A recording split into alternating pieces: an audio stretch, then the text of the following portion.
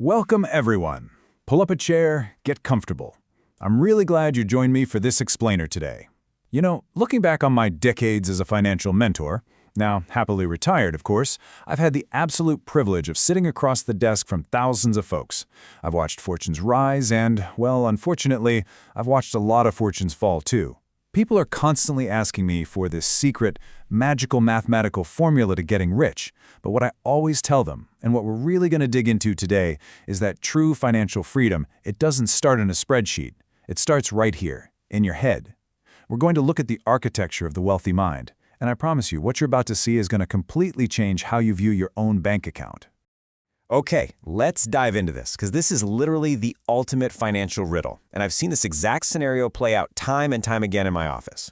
Imagine two people sitting side by side. Both of them earn exactly $100,000 a year. They have the exact same opportunities, the same economic climate, the exact same income. Yet, 10 years down the road, we look at their lives and the outcomes are just entirely opposite. One of them is completely financially free, sleeping soundly at night. The other? Drowning in a sea of debt, stress to the max, anxious all the time. So how is that even possible? Well, it's because wealth is never created just by your paycheck. People with the right mindset make money, sure, but money itself doesn't make people rich.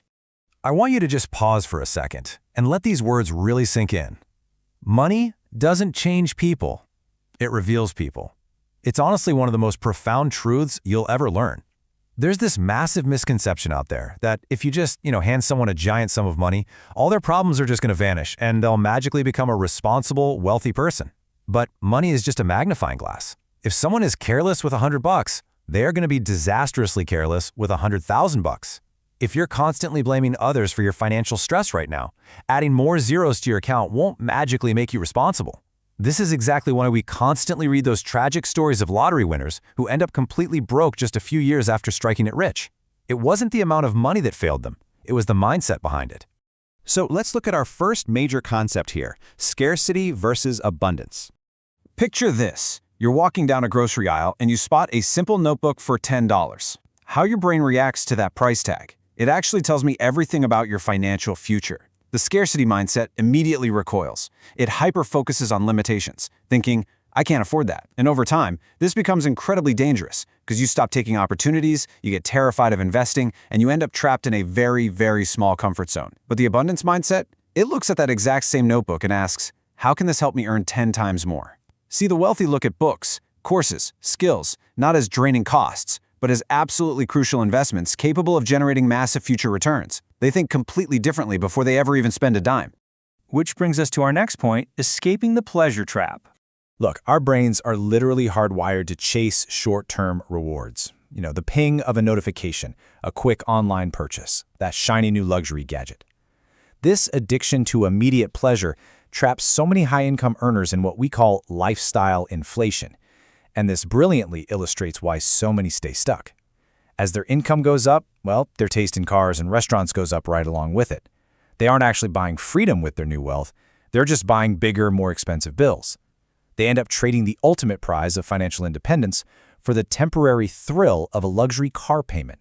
Now, this battle between now and later definitely isn't new. Back in the 1960s, researchers conducted this famous, deeply revealing test with kids called the marshmallow experiment. A kid was placed in a room with one marshmallow and told, hey, you can eat this right now, or if you wait just a little while until I come back, I'll give you two. Some kids just couldn't resist and devoured it immediately. But others agonizingly sat on their hands, squeezed their eyes shut, and waited. When researchers followed up years later, those kids who sacrificed today's comfort and delayed their gratification, they had achieved far greater financial success. Wealth is quite literally built through delayed rewards. Consider this profound truth for a moment. Real wealth starts when your identity changes before your income does. Your brain's primary job is to prove your internal beliefs right. So if you walk around secretly believing, man, I'm just terrible with money, your brain will make sure you make terrible financial decisions just to prove that statement true. But the moment you actively adopt the identity of a wealth builder, the second you say to yourself, I am someone who builds wealth, everything changes. You begin saving automatically. You start thinking in decades instead of days. And honestly, I know how incredibly difficult that is today. Just look around us. Our world aggressively, relentlessly rewards speed. Fast food, fast internet, same-day delivery right to your front door, instant entertainment at the push of a button. We are constantly conditioned to want it, demand it, and get it right now, this very second. But wealth grows slowly. It is the exact opposite of our modern world. Money, enduring businesses, high-income skills, they all take years of patient, repeated, small actions to truly compound. Most folks quit building wealth because they expect the stock market to act like a microwave. But the truly wealthy understand that patience isn't a weakness, it's a profound financial superpower. Because when you have patience, you master your emotions. Imagine the stock market suddenly plummets by 20%. The amateur panics. They sell everything at a massive loss and vow never to invest again out of sheer terror. But the experienced investor? They remain perfectly calm. It's not that they don't feel the sting of the drop. I mean, they're human after all. But they absolutely refuse to let temporary emotions dictate their financial decisions. They know markets recover, fear vanishes, and the rational mind is what ultimately builds a fortune. Let's move on to Section 3, from consumer to owner. Let's see how this builds, because there is a monumental dividing line between the working class and the wealthy, and it's this: the shift from buying products to owning them. When you simply buy a morning cup of coffee, you're acting as a consumer. That money leaves your wallet forever. But when you own a piece of the coffee company, through stocks for example, you're building a system where that money can actually come back to you. Owners don't just trade their precious time for dollars. They acquire assets, real estate, stocks, intellectual property. Their psychology has fundamentally shifted from consuming to owning. The absolute greatest trap stopping people from becoming owners today is the invisible competition of social media. You see someone showing off a luxury watch or a brand new car, and suddenly your perfectly good life feels kind of inadequate. This comparison is literal financial poison. While everyone else is out there loudly chasing status and buying things to impress strangers, the truly wealthy are quietly, almost invisibly, accumulating assets behind the scenes. And finally, let's look at the ultimate wealth formula. So the crucial point is, let's strip away all the myths of blind luck and raw intelligence and look at the actual math of this mindset.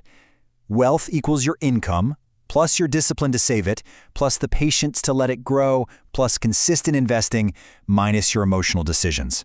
Do you see how delicate this is? If you have high income, great discipline, and consistent investing, but you panic and make terrible emotional decisions during a market crash, the entire equation falls apart. If you miss even one positive variable, the math just doesn't work. It takes the whole psychological package. Which leaves us right here. Your bank account today is really just a lagging reflection of your past habits. And those habits, they're just a reflection of your psychology. True financial freedom is never built overnight. It's built one rational, disciplined choice at a time. So as we wrap up our chat today, I don't care how much money is in your wallet right at this very moment. The only question that truly matters, the one I want you to carry with you as you leave this explainer, is this: do you have the mindset that can build wealth tomorrow? If the answer is yes, then your journey to financial freedom has already begun. Thank you so much for joining me today, and keep building that wealthy mind.